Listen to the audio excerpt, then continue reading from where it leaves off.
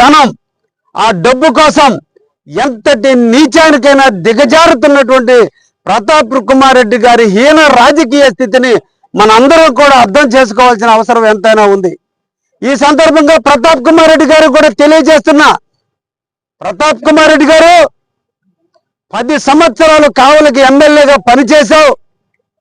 కానీ ప్రజలు 78 సంవత్సరాల స్వతంత్ర చరిత్రలో ఏ ఎమ్మెల్యేని అవమానించే విధంగా ఈ రోజుని నీకు 33,000 ఓట్లు మైనస్ తో నిన్ను తరిమి కొడితే నీ క్యారెక్టర్ను మార్చుకోవాల్సింది పానిచ్చి, సిగ్గుపడాల్సింది పానిచ్చి, నేను చేసినటువంటి దుర్మార్గాలు ప్రజలు నన్ను తరిమారనేటువంటి సిగ్గుపడాల్సినటువంటి పానిచ్చి ఈ రోజున కావలిలో ప్రశాంతంగా జీవించేటువంటి కావలిలో వర్గాల చిచ్చు, వర్ణాల చిచ్చు, కులాల చిచ్చు, మతాల చిచ్చుకు నాంది పలుకుతున్నటువంటి నీ రాజకీయాలని కావలి తెలుగుదేశం పార్టీ ఎప్పుడు కూడా ఖండిస్తూనే ఉంటుంది, నిన్ను తరిమి కొడుతూనే ఉంటుందనే విషయాన్ని కూడా తెలియజేస్తున్నా. నీకు నా మీద కోపం ఉంటే నీ ఇంటి పక్కనే ఉన్నా, రేత్రి ఒంటరిగానే నివసిస్తున్నా, నీ అనంతపురం రౌడీలు, నీ బెంగళూరులో నీకున్నటువంటి రౌడీలు, నీ కావలిలో నీ కొమ్ము కాసేటువంటి రౌడీలు పోలీసు పహరా లేకుండా ఎక్కడికైనా ఒంటరిగానే మంది మార్గాలతో పోకుండా ఎక్కడికైనా వెళ్ళే కావ్యకృష్ణారెడ్డి, కావలిని కాపు కాసుకునే కావ్యకృష్ణారెడ్డి ఎప్పుడైనా ఒంటరిగానే దొక్కుతాడు. ఇటువంటి శిలా పలకాలను పగలగొడితాను, ఇటువంటి రోడ్లను ధ్వంసం చేస్తాను, లేదంటే ప్రజల్లో అనైక్యత తెస్తాను, ప్రజలు ఓట్లేరు. నీకు అడ్డంగా ఉండేది నేను, నన్ను కడతర్చడానికి ప్రయత్నం చేయి తప్ప కావలి ప్రజానికం జోలికొచ్చిన, కావలి ప్రభుత్వ ఆస్తులు జోలికొచ్చిన ఖబర్దార్ ఈ క్షణం నుంచి మీ అంత తెలియజేస్తున్నా. దీనికి వైఎస్ఆర్సీపీ మూల్యం చెల్లించుకోక తప్పదు.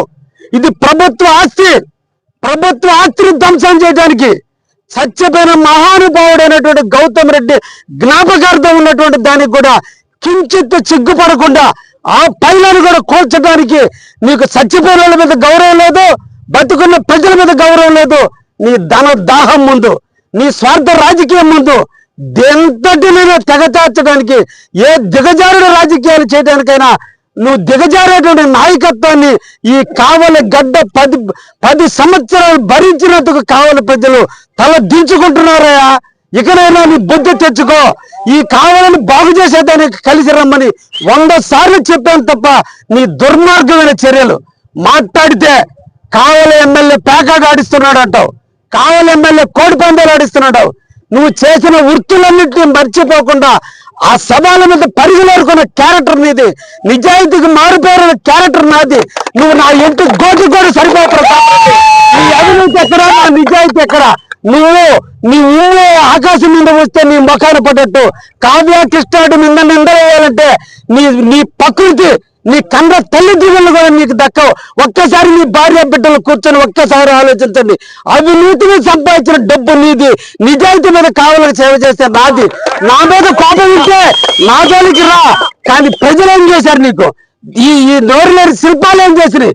భారత రాజ్యాంగం ప్రకారం ప్రజాప్రతినిధులకు ప్రివిలేజ్ అయినటువంటి శిలాపలకాలను పగలు తెగితే ఈ రోజు ఏడవాల్సిన నువ్వు సిగ్గుపడకుండా ఎక్కడో బెంగళూరులో కూర్చొని నీతి మాలిన నీ క్యారెక్టర్ లేనట్టు కుక్కల చేత ఈ రోజు వాట్సాప్లో పెట్టిస్తున్నావే. ఇదే నువ్వు నేర్చుకున్నది? ఇదే కావలికి 10 సంవత్సరాలు నువ్వు అందించిన రాజకీయం?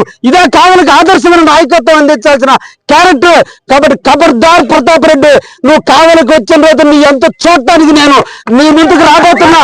నువ్వు కావలి ప్రజలకి నువ్వు క్షమాపణ చెప్పాలి. ఇది మా వైఎస్ఆర్సీపీ చేసిన తప్పిదనం, మమ్మల్ని క్షమించండి అని చెప్పి నువ్వు చెప్పకపోతే నిన్ను కావాలి అట్టు ఎక్కడ దిగితే అక్కడ నిన్ను అడ్డంగా ఆపడానికి ఈ తెలుగుదేశం పార్టీ ఎమ్మెల్యే సిద్ధంగా ఉన్నాడు. ఖబర్దారుని వార్నింగ్ ఇస్తున్నా ప్రతాప్ రెడ్డి.